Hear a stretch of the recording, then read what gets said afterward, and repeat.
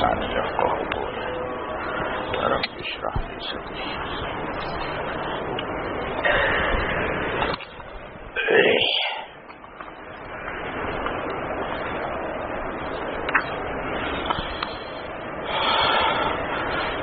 درود شریف پڑھیے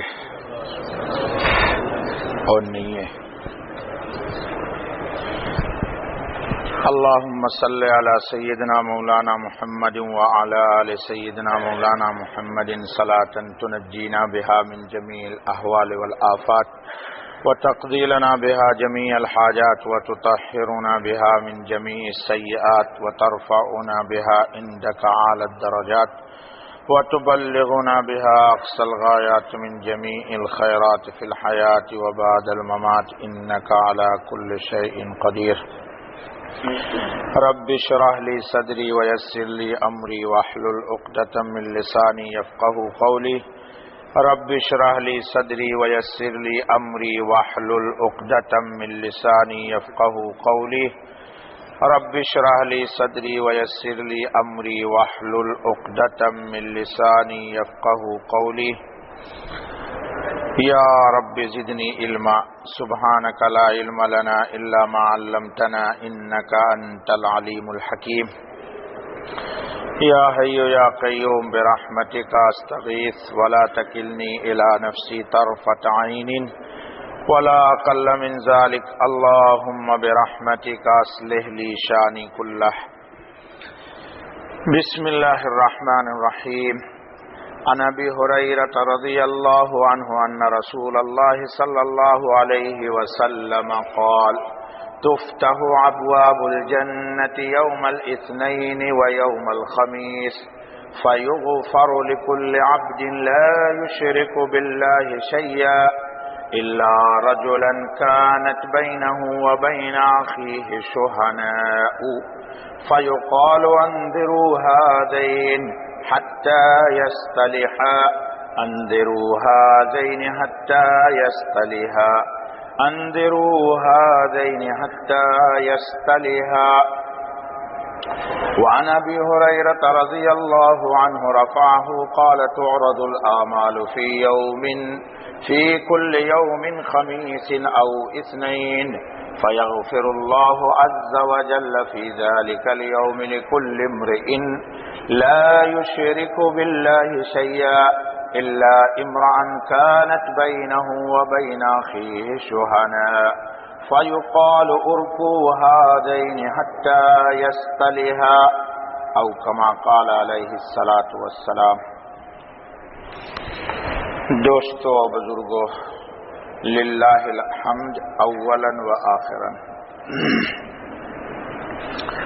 2 ہفتے کی غیبوبت کے بعد پھر آپ کے سامنے حاضر ہوں. آج آپ کے سامنے جو روایت پڑھی گئی ہے اس میں 2 چیز بیان کی گئی. سب سے پہلے عالم غیب کی ایک حقیقت کا نبی پاک محمد الرسول اللہ صلی اللہ علیہ وسلم نے انکشاف کیا ہے. دوسری چیز جو بتائی گئی، ایک ایسا سنگین گناہ، ایک ایسا سنگین جرم، ایک ایسا خطرناک باطن کا گندا عمل کہ اس عمل کی بنیاد پر یا اس معصیت کی بنیاد پر یا اس فعل شنی کی بنیاد پر یا اس گندے قدورت کی بنیاد پر ایک مسلمان اور ایک مشرک اللہ کی رحمت سے محرومی کے لیے ایک ہی صف میں کھڑا ہو جاتا ہے. العیاذ باللہ ثم العیاذ باللہ. اللہ اس گناہ سے مجھے بھی پاک رکھے، آپ کو بھی پاک رکھے، اور اللہ تعالی ان تمام کے تمام موانعات، یعنی وہ تمام کی تمام رکاوٹیں جو رحمت الہی کو آتے ہوئے ہماری طرف روک دیتی ہیں، اللہ ظاہراً اور باطناً، سرن و جہرن، لیلن و نہارن، ہر حال میں اللہ ہماری اور آپ کی حفاظت فرمائے. سب سے پہلے جو عالم حقیقت کی غیبی حقیقت کا ایک انکشاف کیا ہے نبی پاک محمد الرسولullah صلی اللہ علیہ وسلم نے، وہ یہ ہے کہ آسمان کے بھی دروازے ہیں، اور دروازے آسمان کے کھلتے بھی ہیں اور بند بھی ہوتے ہیں۔ اسی طرح جنت کے بھی دروازے ہیں، دروازے جنت کے کھلتے بھی ہیں اور بند بھی ہوتے ہیں۔ کچھ اعمال ایسے ہیں کہ جس کی بنیاد پر جنت کے دروازے کھل جاتے ہیں، کچھ اعمال ایسے ہیں کہ جس سے جنت کے دروازے بند ہو جاتے ہیں، کچھ اعمال ایسے ہیں جس سے آسمان کے دروازے کھل جاتے ہیں، کچھ اعمال ایسے ہیں کہ جس سے آسمان کے دروازے بند ہو جاتے ہیں۔ اب نتائج کے اعتبار سے، معال کے اعتبار سے، کچھ اعمال ایسے ہیں کہ جو دل کے دروازے کو بند کر دیتے ہیں رحمت الہی کے نزول سے۔ اسی طرح نتیجے کے اعتبار سے کچھ اعمال ایسے ہیں کہ جن عمل کے کرنے سے انسان کے دل کا دروازہ کھل جاتا ہے اللہ کی رحمت کے نزول کے لیے۔ اللہ ہمارے دلوں کو کھول دے خیر کے نزول کے لیے، برکتوں کے نزول کے لیے، تجلیات ربانی کے دخول کے لیے، اور ان تمام اعمال سے اللہ ہمیں آپ سب کو بچا لے جو اللہ کی رحمتوں میں ہمارے درمیان رکاوٹیں ڈال دیتے ہیں۔ اچھا بابا، یہ تو تمہید تھی، اب سنیے، قرآن پاک نے آپ کو ایک ادب سکھایا ہے۔ اب پوری کائنات عالم میں آنے والے ہر صاحب ایمان کو ایک ادب سکھایا قرآن نے۔ اس پر پہلے بھی گفتگو ہو چکی ہے، آج اشارہ کریں گے۔ ربنا اغفر لنا ذنوبنا ولإخواننا الذين سبقونا بالإيمان ولا تجعل في، زور سے بولیے، ولا تجعل في قلوبنا غلا للذين آمنوا ربنا انك رؤوف رحیم۔ اللہ پاک نے ادب یہ سکھایا ہے کہ دیکھو، رحمات کا ترجمہ برکات، تجلیات، انوارات، اللہ کی طرف سے مغفرت کی بارش، یا اللہ کی طرف سے رحمتوں کا نزول، یا اللہ کی طرف سے صاحب ایمان کے لیے ایمان میں قوت ڈالنے کے لیے تجلیات ربانی کا نزول۔ ٹھیک ہے، جو بھی تعبیر کر لو آپ کو اختیار ہے۔ اس کے لیے محل کون سا ہے دوستو؟ محل سمجھتے ہو؟ جگہ۔ اللہ کی تجلی کہاں نازل ہوگی؟ جی بولیے نا بابا، دلوں پر، قلوب پر۔ اللہ کی رحمت کہاں نازل ہوگی؟ اللہ آپ کی شکل کو دیکھتے ہیں یا اللہ آپ کے دل کو دیکھتے ہیں؟ بولیے ذرا، فٹافٹ بولیے یار۔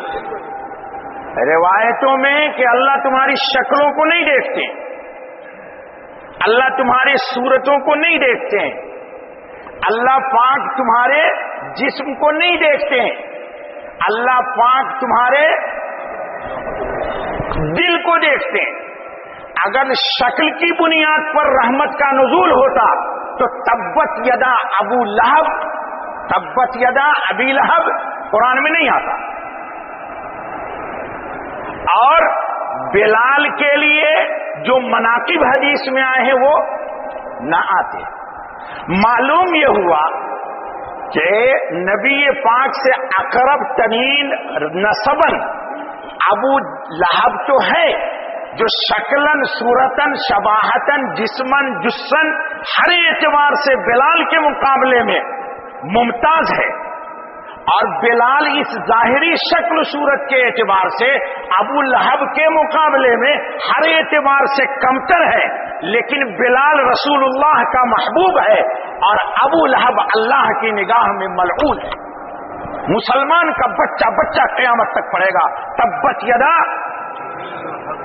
تو معلوم یہ ہوا کہ اصل مایا اصل سرمایہ، اصل چیز کیا ہے دوستو؟ دل۔ اصل چیز کیا ہے جی؟ کیا ہے؟ دل۔ اللہ تعالی ہم سب کو صحیح دل عطا فرمائے، قلب منیب عطا فرمائے، قلب منیب۔ الا من اتى الله بقلب سلیم، قلب سلیم ہو اور قلب منیب۔ معلوم یہ ہوا کہ تجلی کے نزول کا مرکز، اللہ کی رحمت کے نزول کا مقام دل ہے۔ دل گزرگاہ رب خلیلت، دل گزرگاہ رب خلیلت، دل اللہ کی گزرگاہ ہے۔ مولا جل وعلا کے دیکھنے کی جگہ کون سی ہے؟ دل۔ کس کا دل؟ ایمان والوں کا دل۔ جی ارے بابا مجدد الفسانی رحمت اللہ تعالی علیہ ایک روایت نقل کرتے ہیں مکتوبات میں، لا یسانی فی ارضی ولا فی سمائی، لا یسانی فی ارضی ولا فی سمائی ولیکن یسانی فی قلب عبدی المؤمن۔ اللہ کہتے ہیں کہ مجھے زمین میں نہیں سما سکا، یعنی زمین مجھے نہیں اٹھا سکی، اور آسمان میں بھی صلاحیت نہیں تھی کہ اللہ کے تجلی کو قبول کر سکے۔ اللہ فرماتے ہیں لیکن مومن کا دل ایسا ہے، ولیکن یسانی فی قلب عبدی المؤمن، مومن کے دل میں میں آ گیا، مومن کے دل میں میں آ گیا۔ کون آ گیا؟ اللہ۔ اللہ کرے اللہ میرے دل میں آ جائے گا، آپ کے بھی دل میں آ جائے گا۔ ہاں، اس کو دل میں لانے کی کوشش کرو جی، اس کو دل میں لانے کی۔ مولانا محمد احمد صاحب پرتاب گری رحمت اللہ تعالی علیہ کے پیر و مرشد ہیں شاہ بدر علی، رائے بریلی کے ہیں، ازہری ہیں۔ لکھا ہے کہ پوری بخاری نوک بر زبان تھی۔ کسی نے پوچھا کہ حضرت دل کو یا دل کیسے پتہ لگے گا کہ اس میں اللہ آ رہا ہے نہیں آ رہا ہے؟ تو سائل کو کہا، سمجھ گئے کیا؟ ہاتھ کو رگڑو۔ تو سائل نے ہاتھ کو رگڑنا شروع کر دیا۔ سن لے احمد بھائی علانہ، رگڑنا شروع کیا۔ تھوڑی دیر میں پوچھا ہاں ہاتھ میں گرمی آئی؟ کہا آئی۔ فرمایا جب اللہ اللہ کی ضرب دل پہ لگاتے ہو تو دل بھی اللہ کے نام سے جاگ اٹھتا ہے۔ بہرحال وہ دوسری بات ہے دوستو، حدیث سمجھو۔ تو معلوم یہ ہوا کہ دل جو ہے یہ اللہ پاک کی تجلی کا مرکز ہے۔ دل مرکز ہے نا بابا، اس پر لمبی گفتگو ہو سکتی ہے بہت۔ مولانا ارشد صاحب ہیں، دوسرے علماء کرام ہیں، ان سے پوچھو کہو مغرب بعد تقریر کرو۔ نبی پاک صلی اللہ علیہ وسلم نے فرمایا جب یہ درست ہو جاتا ہے تو سب ٹھیک ٹھاک ہو جاتا، یہ بگڑ جاتا ہے تو پوری دنیا بگڑ جاتی ہے۔ تو نبی پاک صلی اللہ علیہ وسلم نے فرمایا کہ کچھ عمل ایسے ہیں کہ جس عمل کی بنیاد پر دل اللہ کی تجلی یا رحمت کو قبول کرنے سے انکار کر دیتا ہے، دوسرے لفظوں میں اس کو ایک سزا دی جاتی ہے۔ جو سزا ایک مشرک کی ہے وہی اس کی ہے۔ انا للہ و انا الیہ راجعون۔ دیکھو غور سے دیکھو، مفتی صاحب کو نہ دیکھو اس وقت، یہ اللہ والے آدمی ہیں، میں ان کا خادم ہوں۔ چلو ٹھیک ہے۔ نبی پاک صلی اللہ علیہ وسلم نے فرمایا کہ اس کو سنوارنے کی کوشش کیجئے۔ کس کو؟ کس کو؟ دل کو۔ آئینہ بنتا ہے رگڑے لاکھ جب کھاتا ہے دل۔ आईना बनता है रगड़े, लाख जब खाता है दिल, दिल बड़ी मुश्किल से बन पाता है दिल। ये ख्वाजा अजीजुल हसन मजजूब का शेर। अच्छा बाबा, शिर्क इस रूए जमीन पर शिर्क से बड़ा कोई गुनाह नहीं है। तो नबी पाक अलैहिस्सलातु वत्तस्लीम ने पहली हकीकत का इंकिशाफ ये किया कि आलमे गैब में आसमान के दरवाजे खुलते हैं, बंद होते हैं, जन्नत के भी दरवाजे खुलते हैं, बंद होते हैं, आमाल की बुनियाद पर। मोमिन मुसलमान हर पीर के दिन, ये रिवायत मुस्लिम की बता रही है कि हर पीर के दिन और हर जुमेरात यानी पंज शंबा के दिन हर मोमिन की अल्लाह पाक मग़फ़िरत फरमा देते हैं। कहिए अल्हम्दुलिल्लाह जी। हर पीर के दिन और हर पंज शंबा यानी जुमेरात के दिन अल्लाह पाक हर साहिब ईमान की मग़फ़िरत फरमा देते हैं। मगर दो शख्स की मग़फ़िरत नहीं होती। दो शख्स की मग़फ़िरत न पीर के दिन होती और न पंजशंबा जुमेरात के दिन होती। एक मुशरिक की मग़फ़िरत और एक वो मुसलमान जो दूसरे मुसलमान की तरफ से, या एक कलमा वाला दूसरे कलमे वाले की तरफ से, जी, एक कलमे वाला दूसरे कलमे वाले की तरफ से दिल में गिल्ल व गिश खोट रखता है, अल्लाह पाक फरमाते हैं इसको भी मुशरिक के खाते में डाल दो, इसकी भी मग़फ़िरत। भाई हम आपस में एक दूसरे से सबसे माफी मांग ले भाई जी। कितनी बड़ी बात है कि अल्लाह की रहमत मुतवज्जे हुई तमाम अहले ईमान की मग़फ़िरत के लिए और सबकी मग़फ़िरत हो गई, लेकिन किसकी मग़फ़िरत नहीं हुई? मुशरिक की मग़फ़िरत। वो तो नाकाबिल माफी जुर्म है, उसकी तो माफी होनी ही नहीं है। लेकिन इसी के साथ साथ नबी पाक अलैहिस्सलातु वत्तस्लीम ने मुस्लिम की इस रिवायत के एतबार से फरमा दिया क्या कि इस मुसलमान की भी अल्लाह ताला मग़फ़िरत को मौकूफ कर देते हैं, फरिश्ते को कहते हैं कि इसके मामले को यूं ही रहने दो यहां तक कि ये दोनों आपस में मिल न लें, हत्ता यस्तलिहा, यहां तक कि ये दोनों मिलके मामला साफ शफाफ। वैसे भी हदीस में है, इसी किताब में है, आप सुनते हैं, वो हदीस कुदसी नहीं है कि मोमिन मुसलमान के लिए दूसरे मोमिन मुसलमान से कत्ए कलाम की 3 दिन से जायद इजाजत नहीं है। अल्लामा अनवर शाह साहब कश्मीरी रहमतुल्लाह ताला अलैह ने इस हदीस के नोट पे बहुत कीमती बात लिखी। फरमाया कि ये मुसलमान भी कितना बड़ा नाकदरा है कि कलमा तो पढ़ चुका, अल्लाह की रहमत इसकी तरफ मुतवज्जे है, दूसरे लफ्जों में मग़फ़िरत के लिए अल्लाह के हुजूर में फरिश्तों ने इसको पेश भी कर दिया, लेकिन इल्म इलाही के एतबार से चूंकि ये एक कलमा वाले से अपने दिल में गिल्ल गिश रखता है, खोट रखता है, कुदूरत रखता है, इस कुदूरत की बुनियाद पर अल्लाह इसकी फाइल को रद्द कर देते हैं, इसके मग़फ़िरत की फाइल को अल्लाह ताला हमारी हिफाजत फरमाए, अल्लाह हमारी क्या फरमाए? हिफाजत फरमाए।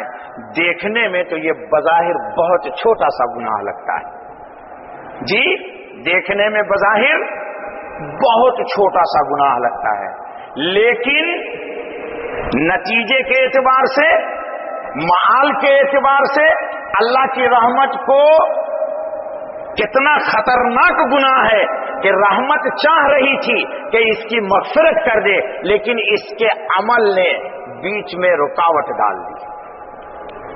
اس کو اصطلاح میں علامہ رضا صاحب رحمۃ اللہ نے لکھا ہے کہ یہ موانعات ہیں. کیا لکھا؟ موانعات، رکاوٹ ہے. لا من اللہ بل من العبد، اللہ کی طرف سے نہیں ہے، بندے کی طرف سے رکاوٹ ہے.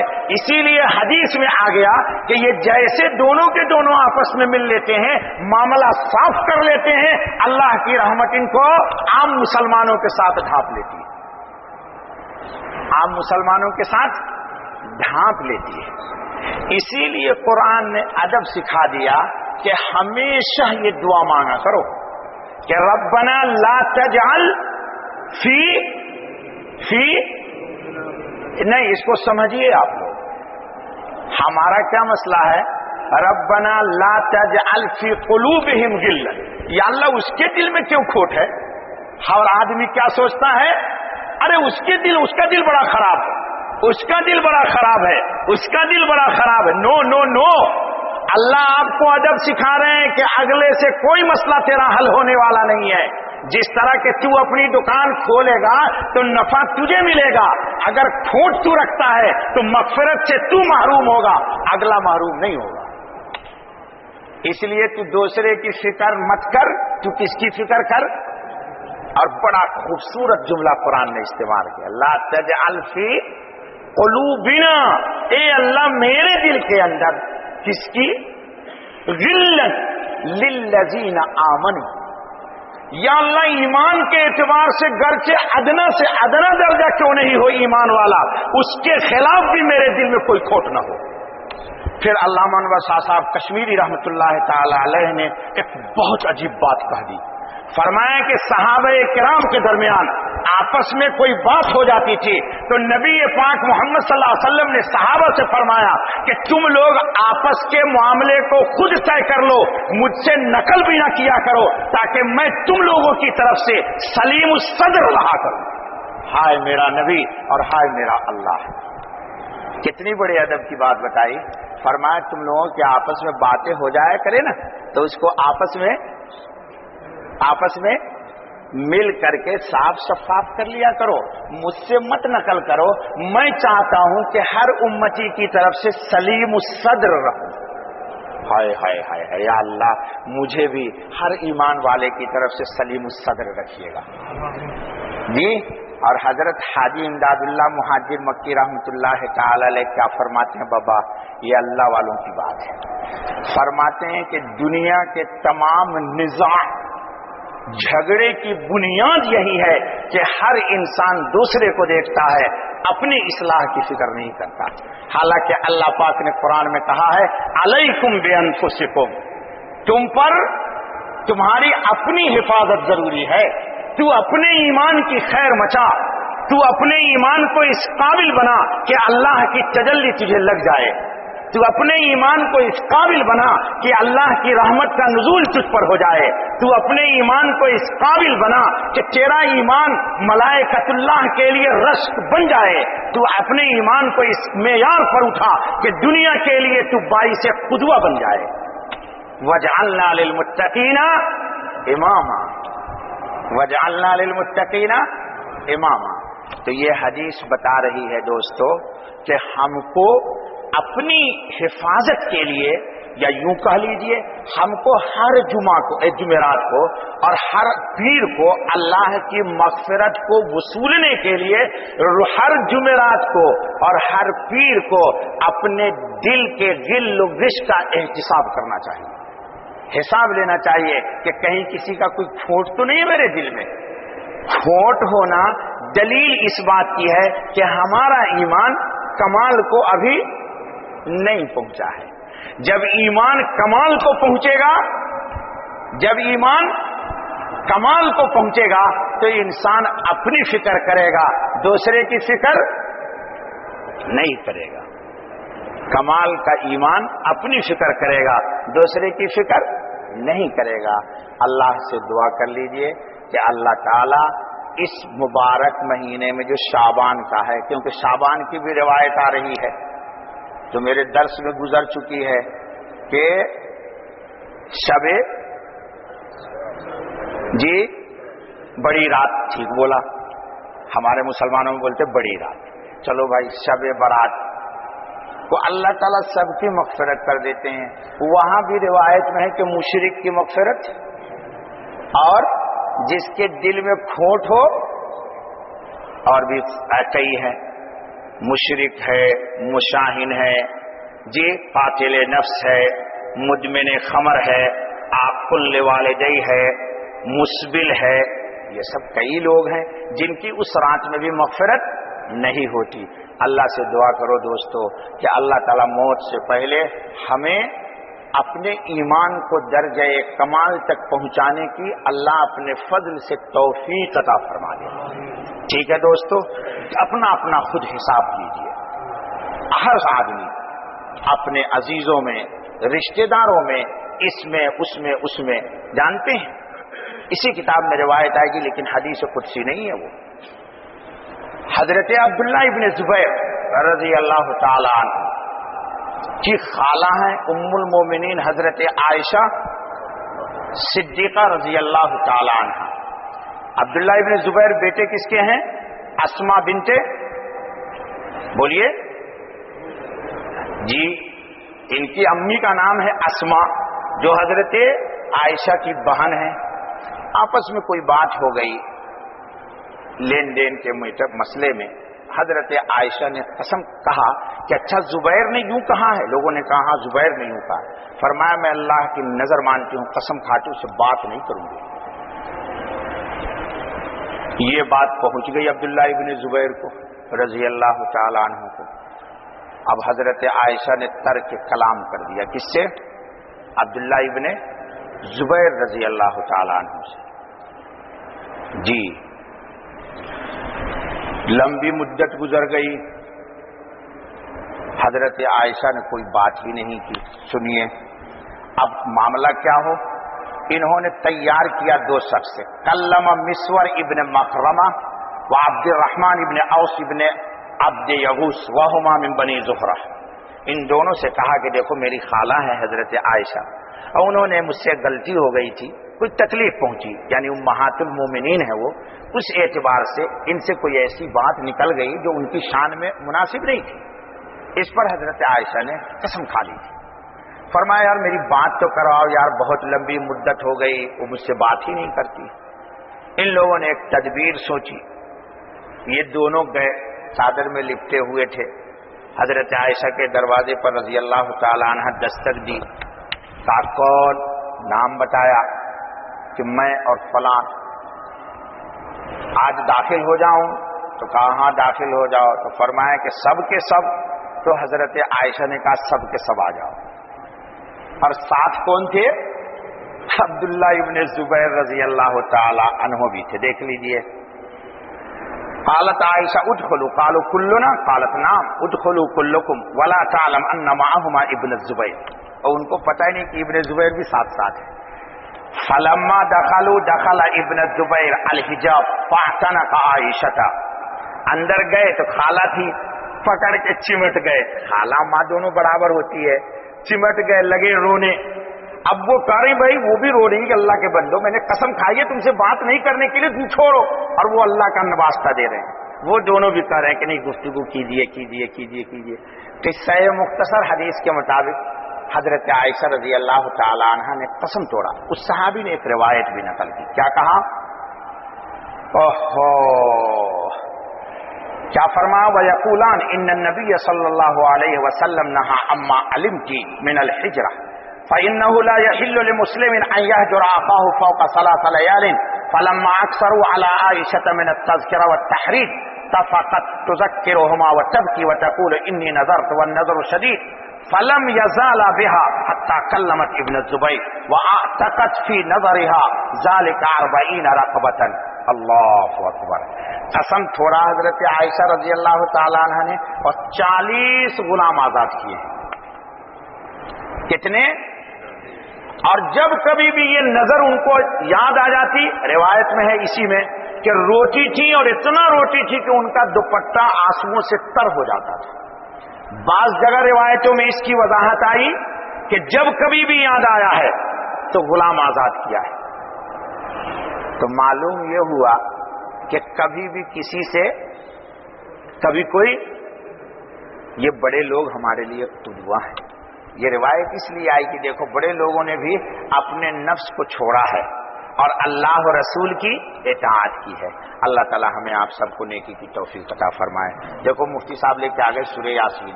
لے کے مت بھاگ جانا بابا. لوگ یہ سمجھتے ہیں کہ مفتی صاحب برکتن لے کے آئے ہیں سورہ یاسین. لوگ سمجھتے ہیں کہ برکتن لایا. نہیں بابا، لا برکتن لے بل للقراء. پڑھنا ہے ادھر لانا ہے. ہاں پڑھنا ہے ادھر لانا ہے، ادھر لے کے نہیں جانا ہے. اوکے چلو. جو لوگ پڑھ سکتا ہے اپنے دل سے پڑھو، حضور نہیں ہے وہ آدمی جو پڑھتا ہے وہ پورا پڑھو. چلے ٹھیک ہے. اللہم صلی علی سیدنا مولانا محمد وعلی آل سیدنا مولانا محمد. افضل الصلوات بعدد معلوماتک وبارک وسلم علیہ. ربنا لا تزغ قلوبنا بعد اذ هدیتنا وهب لنا من لدنک رحمة انک انت الوهاب. ربنا اغفر لنا ذنوبنا ولاخواننا الذين سبقونا بالایمان ولا تجعل في قلوبنا غلا للذين آمنوا ربنا إنك رؤوف رحيم. اللهم إنا نسألك من خير ما سألك منه نبيك ورسولك محمد صلى الله عليه وسلم ونعوذ بك من شر ما استعاذك منه نبيك ورسولك محمد صلى الله عليه وسلم وأنت المستعان ولا حول ولا قوة إلا بالله. سبحان ربك رب العزة عما يصفون وسلام على المرسلين والحمد لله رب العالمين. جو ساتھی پڑھ سکتے ہیں دل میں پڑھیں، جو لے کے پڑھنا چاہیں پڑھیں. جن ساتھی کے ساتھ فرصت نہیں ہے، کام ہے، ان کو اجازت ہو جا سکتے ہیں. چلو بابا،